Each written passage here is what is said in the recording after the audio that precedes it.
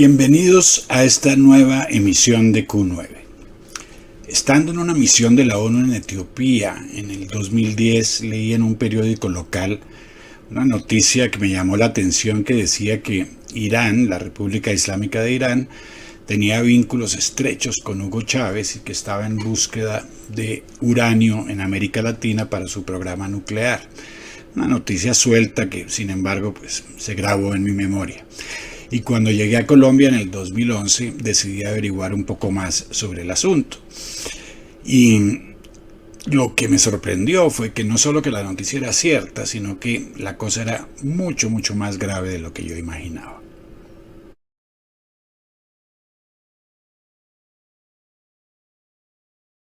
Poco a poco fui descubriendo la importancia de la presencia de la República Islámica de Irán y de su brazo derecho Hezbollah, no solo en Venezuela, sino en prácticamente toda la región, entre el Brasil, Argentina y Paraguay, en Centroamérica y en nuestro mar Caribe.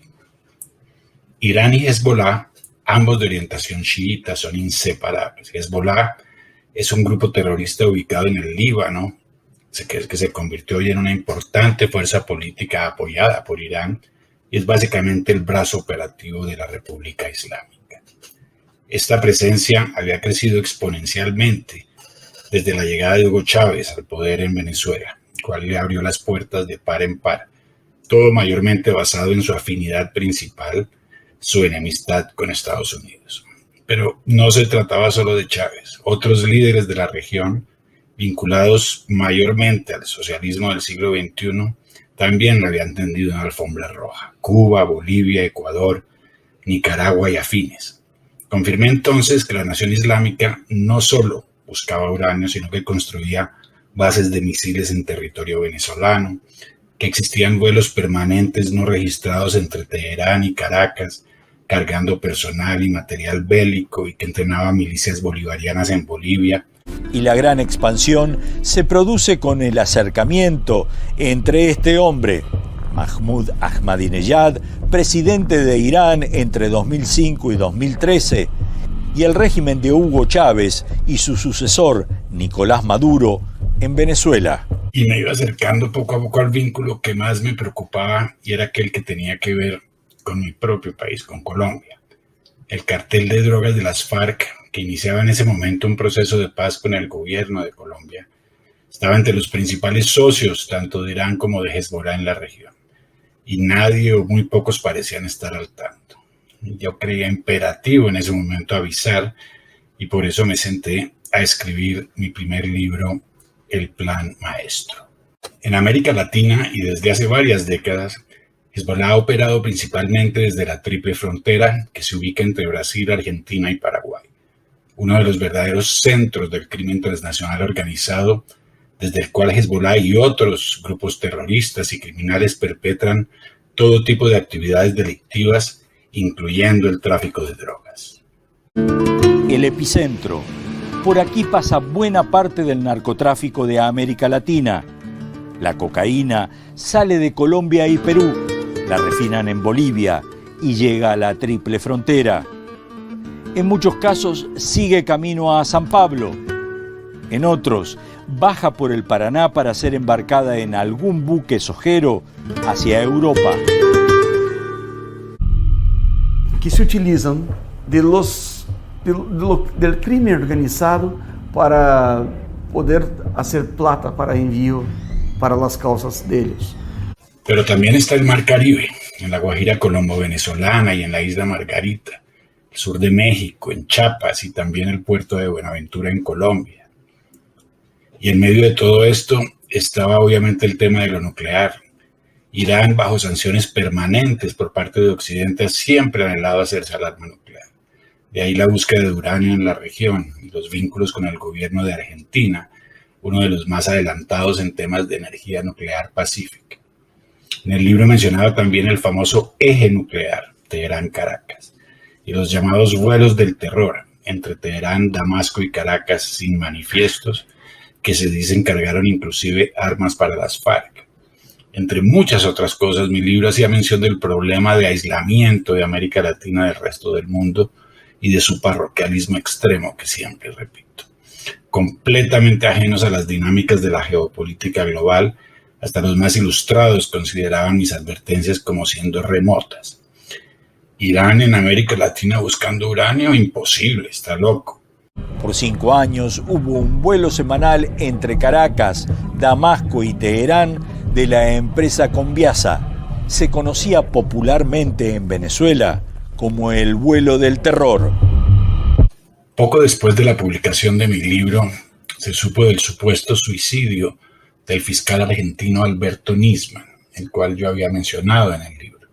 Este investigaba la participación de Irán y Hezbollah en los atentados al centro judío AMIA en Buenos Aires en 1994, donde habían muerto muchas personas. El hecho es que, en medio de una historia muy oscura con respecto a las relaciones del gobierno de Cristina Kirchner con Irán, como dicen muchos, lo suicidaron un día antes de declarar ante las Cortes. Lo grave es lo que referencian autoridades colombianas en el documento de Nisman al declarar que algunas de estas personas fueron entrenadas por el régimen musulmán en terrorismo. El fiscal era quien investigaba el atentado contra la mutual judía AMIA en Buenos Aires en 1994. Después me enteré que Hezbollah y otros grupos vinculados con el crimen transnacional organizado financiaban de manera creciente sus operaciones terroristas en otros continentes a través del tráfico de drogas y a través de sus estrechas relaciones con las FARC y otros carteles de droga. Cuando descubrí estos vínculos transcontinentales relacionados con el crimen transnacional organizado, pues comencé a investigar un poco más y eso me condujo a escribir mi segundo libro, Watch Your Backyard, en inglés. Estaba seguro de que no éramos solo nosotros los desinformados, sino de que el pueblo de los Estados Unidos tampoco tenía ni la más remota idea de lo que se cocinaba en su mal llamado patio trasero. Descubrí entonces el terrible nexo crimen-terror, el cual ya estaba siendo estudiado por varias agencias de seguridad de varios países, la conexión entre el narcotráfico y el terrorismo islámico. En 2007, Hezbollah creó un grupo especial para comercializar en Europa y Medio Oriente drogas provenientes de América Latina. Mencionaba entonces la famosa ruta A10, la ruta de la droga que conecta Venezuela, país que exporta la coca que produce mayormente Colombia, con África del Oeste. Y cómo esto había fortalecido el terrorismo islámico en esa región, desestabilizado la región, inundado la región de droga. Ya nacen los narco-yihadistas, personas involucradas tanto en la yihad, en la guerra santa, como en el tráfico de la droga que viene de América Latina. En fin, esta presencia de Hezbollah en nuestra región es un hecho, confirmado pues por muchos definitivamente, y a pesar de esto no parece tomarse ninguna medida al respecto. Y en este mapa, por ejemplo, que vamos a ver del Atlantic Council, pueden ver cuán extensa es la presencia de Hezbollah en la región y cómo se esparce a través de todo el subcontinente. Y como muchos venezolanos lo saben, el eslabón entre Hezbollah y Venezuela lo constituye principalmente Tarek al-Aissami, nada más y nada menos que el vicepresidente de la nación vecina, incluido por Estados Unidos en la lista de los 10 narcotraficantes más buscados. Este es el gran facilitador de las operaciones del grupo terrorista en la región. Inclusive ha entregado pasaportes diplomáticos a operativos de Hezbollah. Y ampliando el foco, escribiendo el segundo libro, me di cuenta de otras cosas. Por ejemplo, que el expresidente de Estados Unidos, Barack Obama, había decidido ignorar el tema de la presencia de Hezbollah, a pesar de haber sido avisado en nuestra región de la presencia de Hezbollah en Venezuela y en otros países, todo para no poner en peligro un acuerdo que estaba firmando con Irán, un acuerdo que ha sido muy controvertido. Ahora vemos cómo Hezbollah se pronuncia públicamente para apoyar al gobierno de Nicolás Maduro, lo cual no sorprende, obviamente, dado los grandes intereses que tiene el país vecino, incluyendo lucrativas actividades mineras. Y en lo que respecta a Colombia, la ambigüedad prima, como en muchos aspectos de su política exterior. No hace mucho, en enero del 2020, el gobierno de Colombia condenaba conjuntamente con Argentina y Estados Unidos la presencia de Hezbollah en la región. Ahora vemos que el tema surge de nuevo, después de la visita del presidente Duque a Israel, donde los representantes de Israel mencionan a Irán y a Hezbollah como un enemigo común. Esto fue después expresado en los mismos términos por el ministro de Defensa, para después ser corregido por el presidente Duque. El hecho es que, como mencioné anteriormente, Irán y Hezbollah son indisociables. Hasta las caricaturas políticas que reflejan la sabiduría común y universal lo ilustran. Y mientras que podría ser comprensible que desde el punto de vista de la política exterior quiera mantener buenas relaciones con todos, pues, el haber denunciado la peligrosa presencia de Hezbollah, a mi modo de ver, exige también que se le pidan explicaciones al gobierno de Irán, su principal patrocinador, en cuanto a esta presencia, pero no, como siempre, con Dios y con el diablo.